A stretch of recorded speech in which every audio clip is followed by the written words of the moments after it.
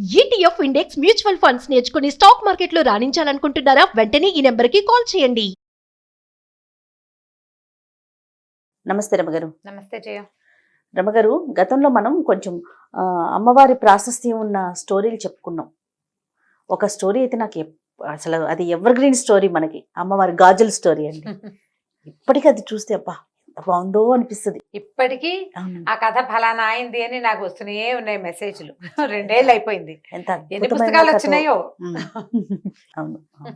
అలాంటి కథ మన మా బాస్ సుమన్ గారు కలిసినప్పుడల్లా ఏదైనా స్టోరీ విషయం వచ్చినప్పుడల్లా, జయ రమగారితో ఇలాంటి స్టోరీస్ ఏమైనా ఉంటే ఇంకొంచెం చెప్పించింది జయ, అమ్మవారి స్టోరీలు చాలా బాగుంది చాలా బాగుంది అని చెప్తూ ఉంటారు ఆయన.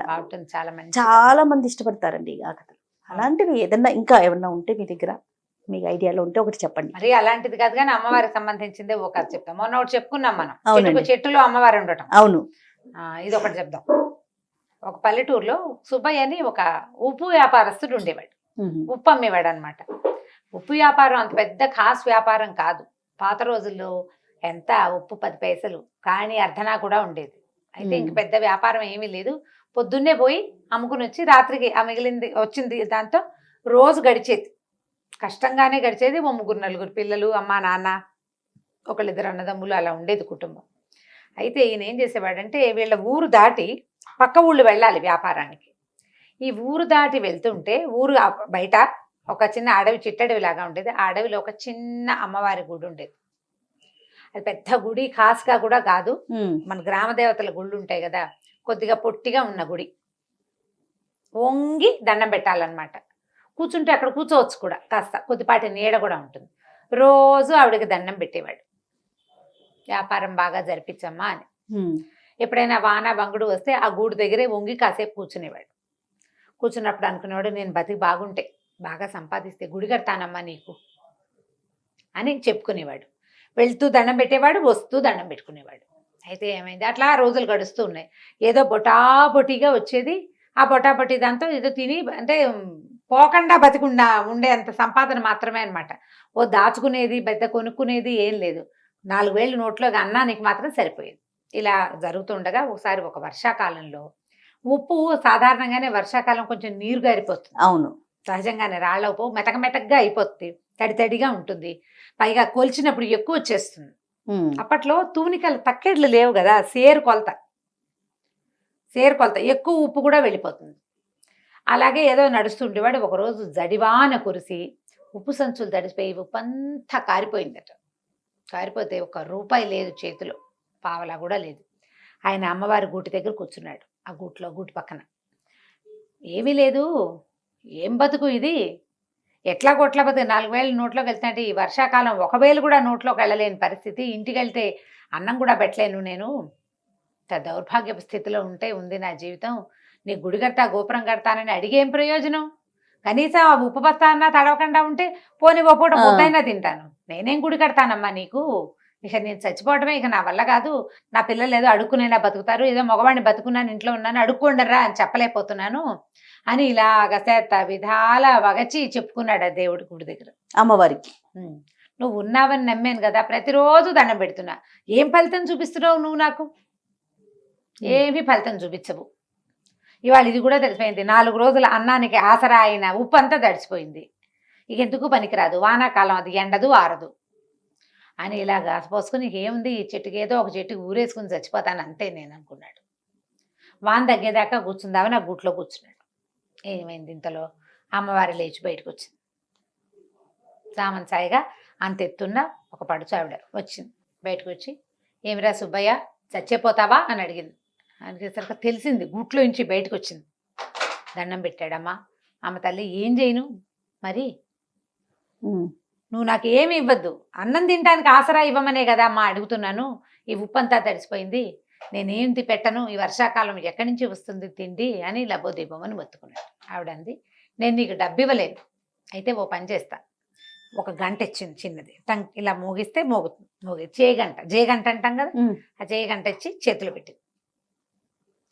దీన్ని మోగిచ్చు, రోజుకి 5 కాసులు వస్తాయి ఇందులోంచి, వాడుకో, బతుకు, బాగుపడు. ఈ రహస్యం ఎవరికైనా చెప్పావా ఇంకది పనిచేయదు. నీకే మోగుతుంది, నువ్వు కాదు నువ్వు కొడితేనే వస్తాయి డబ్బులు, ఇంకెవ్వరు కొట్టినా రావు. ఇది ఎవరికి చెప్పకూడదు. దండం పెట్టుకున్నాడు. మా అమ్మ మా తల్లి నన్ను కరుణించావా అన్నాడు. సరే ఆవిడ కాస్త లోపలికి వెళ్ళిపోయింది, గూట్లోకి వెళ్ళి కూర్చుంది. అక్కడ ఏముంది, ఇంత చిన్న రాయి రూపంలో ఉంది, పోయా రాతిలో కూర్చుంది. ఆవిడ కనపడకుండా అయిపోయింది. ఈయన ఏం చేశాడు, ఆ గంటని మోగిచ్చాడు. జల్లుమని అందులోంచి 5 రూపాయి కాసులు బయటపడ్డాయి. మేము గెలిచాను దేవుడు అనుకుని ఆ గంట జేబులో పెట్టుకున్నాడు. డబ్బులు పుచ్చుకొని ఇంటికి వెళ్ళిపోయాడు. ఓ 2 కాసులు 2 రూపాయలు 3 రూపాయలు పెడితే శుభ్రంగా అన్నము ఇల్లు వాకిలి శుభ్రంగా గడిచిపోయేది. 2 రూపాయలు పక్కన పెట్టుకునేవాడు. క్రమంగా రోజు గంట కొట్టడం 5 రూపాయలు రావటం, గంట కొట్టడం 5 రూపాయలు రావటం. దీంతో వ్యాపారం వేరే కొత్తది పెట్టుకున్నాడు, ఉప్పు కొట్టు పెట్టుకున్నాడు. మెల్లిగా పెరగటం మొదలుపెట్టాడు. డబ్బులు చేరుతున్నాయి కదా. ఈ చేరుతున్న డబ్బులతో ఏం చేశాడంటే అమ్మవారి గుడి కడతానని మొట్టమొదటి చెప్పుకున్నాడు కాదు, సరే ఒక చిన్న దేవాలయం కట్టించాడు. క్రమంగా పెంచుదామనుకున్నాడు. ఊళ్ళో అందరూ ఆశ్చర్యపోయారు. ఇతను ఉప్పు వ్యాపారంతో ఇతనికి వచ్చింది, కానీ సడన్గా ఇప్పుడు లక్షలు వచ్చి పడిపోయాయి అనుకో, అమ్మో ఏదో వీడి బ్రహ్మాండం బదలైందిరా అని భావిస్తారు జనం, ఎక్కడి నుంచో పడిందని. 5 రూపాయలు రోజు వచ్చేవాడికి ఎవరికి తెలుస్తుంది? నిశ్శబ్దంగా చాపకింద నీరులాగా డబ్బు అతని జీవితంలోకి ప్రవేశించేసింది. కొన్నాళ్ళు గడిచింది, చాన్నాళ్ళు. రోజు పొద్దున పూజ చేసేవాడు, గంట వాయించేవాడు, 5 రూపాయలకు పడేవి ఆయన దాచుకునేవాడు. వాడుకోగా కొంతమందికి కొట్లు పెద్దవి చేశాడు, పని వాళ్ళని పెంచాడు, అందరికీ అన్నీ వచ్చినాయి. గుడి కూడా కట్టేశాడు, చాలా మటుకు కట్టాడు.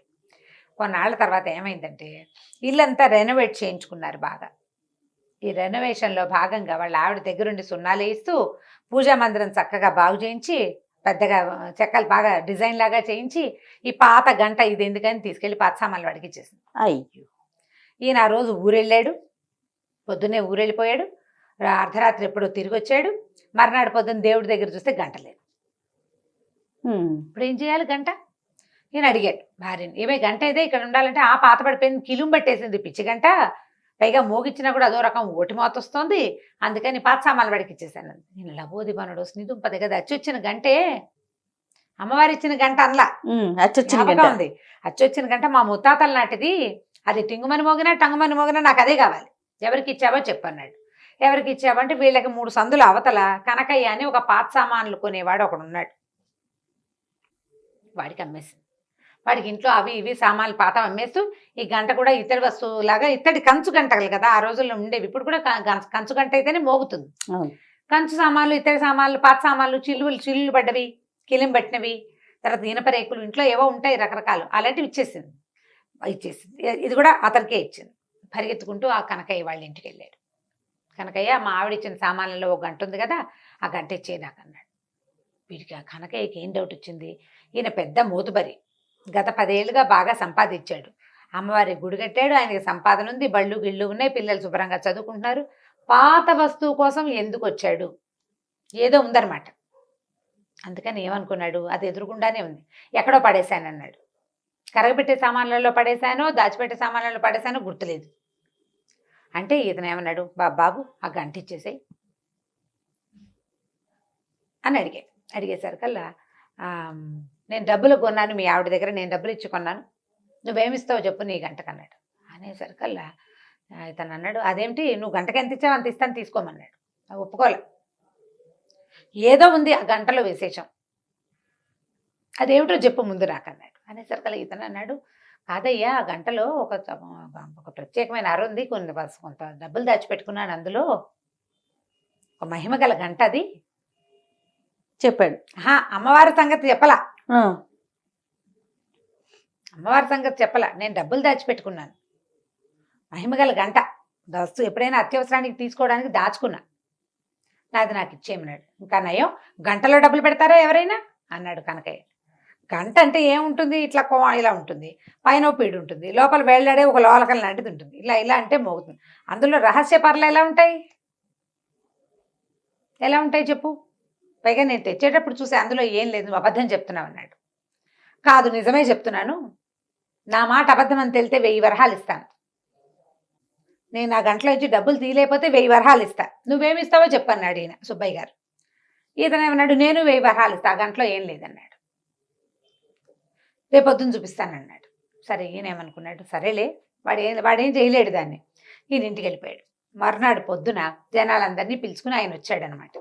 ఈ లోపల ఈ రాత్రి కనకయ్య సాయంకాలం నుంచి మొదలుపెట్టి వాళ్ళ తమ్ముడిని పిలిచాడు, బావమరిదని పిలిచాడు. ఆ గంటను తిరిగేశారు, మరగేశారు, నేలకేసి కొట్టారు, విసిరారు. ఎక్కడి నుంచి ఏమీ బయటికి రాలే.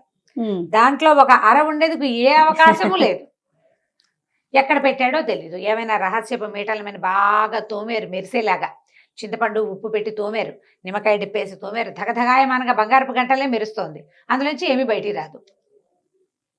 సరే ఏమనుకున్నాడు, ఇందులోంచి ఏమీ రాలేదు కాబట్టి అతను కూడా తీయలేడు.